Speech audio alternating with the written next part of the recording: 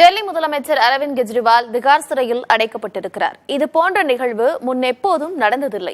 Sitting CM, அதாவது முதலமைச்சராக இருக்கும் ஒருவர் சிறைக்குள் இருக்கும்போது அரசு நடப்பது என்பது முன்னெப்போதும் நடந்ததில்லை.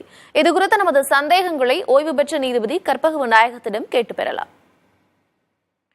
இந்திய அரசியல் வரலாற்றிலேயே முதல் முறையாக ஒரு முதலமைச்சர் சிறையில் அடைக்கப்பட்டிருக்கிறார். சிறையில் இருக்கிறவர் தலைமையில் அரசு நடப்பது என்பது இதுவரை நடந்ததில்லை. இதுகுறித்து அரசியல் சாசன சட்டப்பிரிவுகள் என்ன சொல்கின்றன?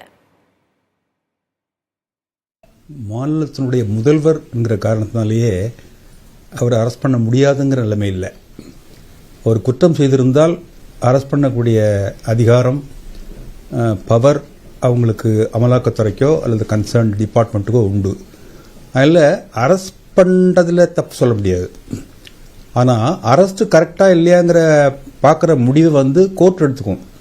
ஒரு பெயில் அப்ளிகேஷன் போடலாம், அந்த பெயில் அப்ளிகேஷன் கொடுக்கலாமா அப்படிங்கிறதுக்காக இருக்கிற மெட்டீரியல்ஸ் போதுமா, இல்லை மெட்டீரியல்ஸு கரெக்டாக இருக்கா, மெட்டீரியல்ஸு ஒரு சஃபிஷியன்சியில் உள்ளதான் இருக்கணுமா அப்படிங்கிறதுல சில எதிர்பார்ப்பு இருக்கு. ரெண்டாவது, போலீஸ் கஸ்டடி கொடுக்குறாங்க, அந்த போலீஸ் கஸ்டடியில் என்ன ரெக்கவரி பண்ணுறாங்க, இதெல்லாம் பார்த்து பெயில் கொடுக்கலாமாங்கிற முடிவு கோர்ட்டை பொறுத்தது. ஆனால் ஒரே ஒரு விஷயம், ஒரு முதலமைச்சராக இருந்துக்கிட்டு 8 முறை 9 முறை சம்மன் அதுக்கு ஒத்துழைக்கல வரல அப்படின்னா வேணும்னே தன்னை அரெஸ்ட் பண்ணணுங்கிற முடிவுக்கு பண்றாரா அப்படிங்கிற ஒரு குற்றச்சாட்டுக்கு ஆளாயிடுமேங்கிற பயம் அவருக்கு இல்லை. என்னை பொறுத்தவரையில் அவர் சிட்டிசன், ஃபர்ஸ்ட் சிட்டிசன் ஸ்டேட்ல, என்டையர் ஸ்டேட்டை ரூல் பண்ற பவர் இருக்கு. அவரை அதை கரெக்டாக பண்ணணும்னா ஜெயிலில் இருந்துக்கிட்டு பெயிலில் வந்த உடனே நான் இவ்வளவு இருக்கு பண்ணணும், எனக்கு பெயில் கொடுங்கிற அந்த பெயில் கொடுக்கக்கூடிய அவசியத்தை, முக்கியத்துவத்தை, இம்பார்ட்டன்ஸை கோர்ட்டுக்கு கன்வின்ஸ் பண்ணி he can come out and continue to be chief minister.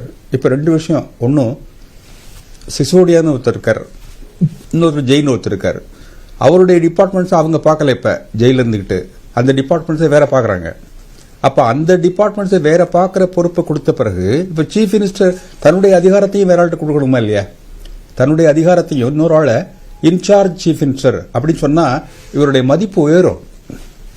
சம்மன்ஸுக்கு complaint பண்ணா அல்லது பெயில் வாங்கிட்ட பிறகு நான் எல்லாம் பண்ணா இவருடைய மதிப்பு உயரும். ஏதோ சிம்பத்தியை இன்வோக் பண்றதுக்காக இவர் தன்னை அதை அரெஸ்ட் பண்றதுக்குள்ள வழிகளை செஞ்சாரோன்னு மக்கள் சந்தேகப்படக்கூடிய லெவலில் அவர் ஈடுபடக்கூடாது.